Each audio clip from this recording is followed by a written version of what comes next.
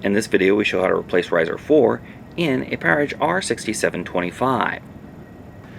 Before working inside your system, read through and follow safety guidelines to protect your system from potential damage and ensure your personal safety.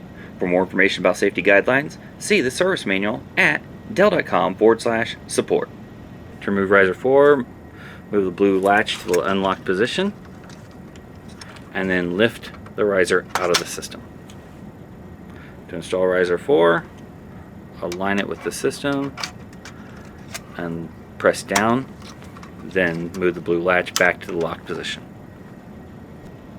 For more information or support about the PowerEdge R6725, visit dell.com/support.